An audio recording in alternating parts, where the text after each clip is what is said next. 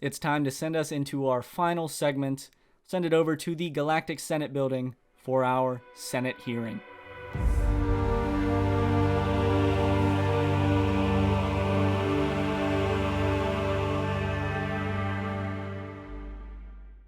Thanks, Logan and Mark. Welcome back to another Senate hearing.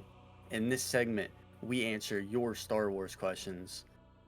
Now, to get your questions answered, either throw them in the Discord, leave a comment below, and hey, if you're a YouTube member, you have increased odds. So let's just get right into it here. The first question submitted by Avenging Past 7. What are your thoughts on the massive increase of Jedi that survived Order 66 after the original trilogy made it seem that Obi-Wan and Yoda were the only two to survive? I really like this question. I think it's a really good question because at the time, I feel like at the time, George Lucas, it was just like episode 4, 5, and 6. Yeah. So the lore wasn't expanded at all. There was so much to build upon, and they're still building upon it today, obviously. I do think that it's starting to get... I mean, I understand that not every single Jedi will just be killed during Order 66. Like, that's just not... That's not possible. But it's getting to a point where there are a lot of Jedi surviving. And I feel like Order 66 still has a major impact. But I feel like every single Jedi that has been like, oh yeah, I survived, I feel like that impact is not necessarily less, but it's just like a very small impact. I still feel like it has a great impact, but it's getting to a point where it's like, where do we draw the line, Yeah, I get what you mean by it kind of lessens the impact of someone saying they survived, where it's like, oh, well, so many survived. Technically, like, as a percentage, not a lot survived, obviously. Yeah, that's what I mean. Like it's very small percentage. Supposedly around 10,000 at the time of Order 66, and we only know of like less than 50 right now. Yeah. So, but I do agree with you that it somewhat lessens the impact of it. But this has been honestly a question I've been seeing go around recently, all the time. So I've seen a lot of different opinions on it, and it kind of sways my opinion back and forth. Kind of gives me different looks into it. But I think it's fine because Palpatine knew that it wasn't gonna take care of all of them. Like when he sees Yoda walk in and they start their duel, he's not surprised that Yoda survived. Like, he almost knew that was going to happen. Yeah. So, if Yoda survived, there's going to be plenty of others. And even in the Kenobi show, Palpatine says, like, after Kenobi and Vader fight, Palpatine just says, stop going after him. Like, he's not a threat. Yeah. And that's kind of where it is, where Palpatine wasn't worried about eradicating every single Jedi from the galaxy. He just wanted to get rid of the idea. Like, the Jedi were so prominent in the galaxy, and now they're nothing. Even though there's still a bunch scattered around, they have no influence whatsoever. And I've also thought of, people bring up the... Obi-Wan and Yoda in the original trilogy, they're saying, like, Luke is their only hope. But that's just because they are looking at it as, we need to stop Vader. We need to stop Palpatine. They're our only hope. Luke's the only hope. Luke's not the only hope of the Jedi, like, living on. He's the only hope that they can defeat the Sith at that point. Exactly. So I honestly like it. I like getting more stories. I do think that certain ones that we're meeting could be expanded upon more instead of bringing in more. Yeah. But then there's also, like, there's a whole bunch of Inquisitors, like, they're all surviving Jedi. There's so many different moving parts to it that I like it. I think it's completely fine that we continue to see more. Yeah.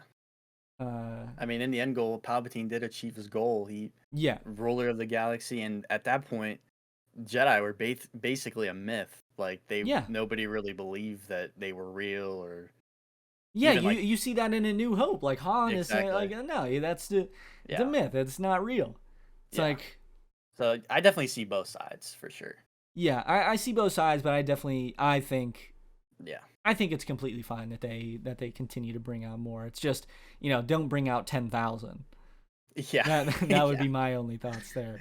yeah, yeah. Well, thank you, Avenging Past 7. That was a really great question. To move into our second question of the Senate hearing, this one comes from Philip. What was your first contact with the franchise? Meaning, when did we first experience Star Wars? And I don't quite know if I have a first experience, but I have a lot of uh, early memories of it that I can say. One would be the original Lego Star Wars. Just Yeah. absolutely loved it, and I had seen the movies at that point. Luckily, by the time I started playing that, but I still have them. I have VHS tapes of the original trilogy that were all in a set. I have a VHS tape of the Phantom Menace, and it ticked me off that I never had something to be able to constantly watch Attack of the Clones, but I Yeah. did eventually borrow a DVD from someone. And when I say borrow, we never gave it back. I just say you took it. And so I had a DVD of it, and that was the one I watched all the time. And Yeah. as a kid, I never had anything to be able to watch Revenge of the Sith a bunch. So even though it's one of my favorites and what I think is probably the best Star Wars movie, I didn't get to see it that much as a kid, actually, which is kind of surprising in my eyes. But that's really my early memories were, and then also not just playing Lego Star Wars, but actually having Star Wars Lego minifigures and stuff. Yeah. So stuff like that. I mean, really. Oh, I couldn't give you my very first experience with it. I couldn't tell you what I thought of the movies when I first watched them. I probably thought they were so sick and just loved them because I love Star Wars now. But yeah, that's just. I had VHS tapes of the original trilogy and the Phantom Menace. Watched them on repeat constantly, and played the original Lego Star Wars. That's about all I've got. What's your first experience, Mark? Oh man, first experience. I don't really kind of like what you said. I don't really remember like my first experience, but like I remember going over to my grandpa's house and he had the VHS tapes of the original trilogy. We'd watch those. I would. I remember seeing episode 3 in the theater. That was amazing, and that's probably why I like episode 3 so much because I got I to see never it in the got that theater. experience. See, I was lucky enough to be in there, so um but yeah, I mean, I just knew from the moment that I seen it that I just like you said, I thought it was sick. I loved it. I wanted to play all the video games and Yeah. dude, I constantly watched the movies. Specifically 2 and 3 because we have them on DVD. But yeah, I mean, that's kind of where it started was well, my grandpa on my mom and my dad's side, they're both pretty big Star Wars fans and they kind of got me into it and then my mom and dad took me to this episode 3 watching in theaters, so that's kind of my first experience, I guess, in contact with the Fun franchise. fact: the only Star Wars movie I've seen in theaters is The Rise of Skywalker. Was the final saga, the final part of the saga. One of the most controversial ones too. That is true. But another thing that I wanted to bring up is like a core memory, I guess. This is kind of what this question has turned into, but Yeah. I remember seeing. I would watch.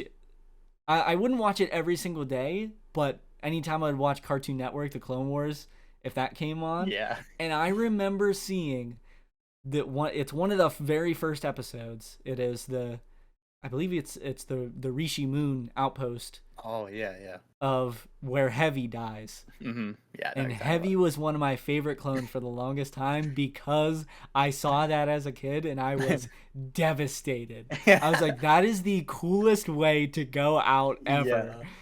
Yeah, it really Like, it is. was It really so was. sweet. So that's just another core memory for it. But Philip, thank you for the question. That was a good one. And we can Yeah. move into the next one. All right, so the final question for this Senate hearing is from none other than Avenging Past 7 again. What are your thoughts on Hayden Christensen replacing Sebastian Shaw in the final ghost scene of Return of the Jedi? I mean, for a prequel fanboy, loved it. I love seeing Yeah. Hayden Christensen there.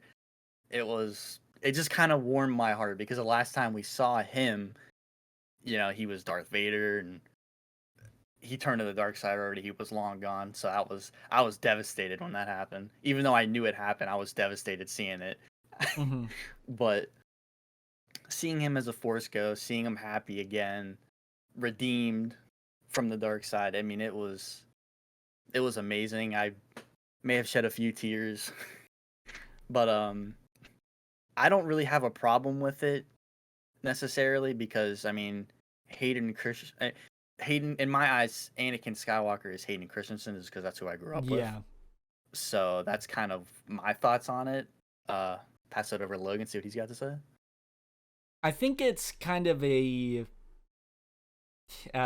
whether you prefer one or the other in this regard of like I feel like the creative change for George Lucas to want to make that change, it was because the last time we truly saw Anakin was when it was Hayden.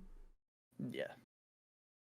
And you could say, well, Anakin comes back at the end, like when he is still in the Vader suit right before he dies. So it should be Sebastian Shaw. But it's not that like the last time we saw Anakin it was Hayden. It was before he did everything as Darth Vader as well. Yeah. Yeah, for So sure. we see him in maybe this is not the greatest way to put it, but in his purest form, even though he had done some pretty questionable things up to that point. Yeah. It was his purest form. It was before all of the Darth Vader stuff. Yeah. And I feel like you can't, even though he's redeemed, I feel like you can't take him directly after that. You got to go back to his purest form, him as Anakin, and so I think Hayden replacing Sebastian Shaw in that situation is great. But I will say, Sebastian Shaw did a phenomenal job in the few lines he has with the helmet off. Because that moment will never fail to make me cry on the spot. One of the best scenes ever. That is top 3 Star Wars scene of all time. Maybe number 1. So shout out Sebastian Shaw for that. I think he deserves all the credit in the world for that. Yeah. So maybe you'd say, oh well, because of that performance, he deserves to be the ghost. But I still think Hayden, in terms of the story continuity, I think he makes the most sense to be the Force Ghost. But yeah, I agree for sure. So that's my thoughts there. I agree with everything you said. So, Avenging Path, thank you for another question. That'll be it for this Senate hearing. Don't forget, if you want your question answered, leave it in the Discord or in the comments below with increased odds as a channel member. We'll send it back to the boys at the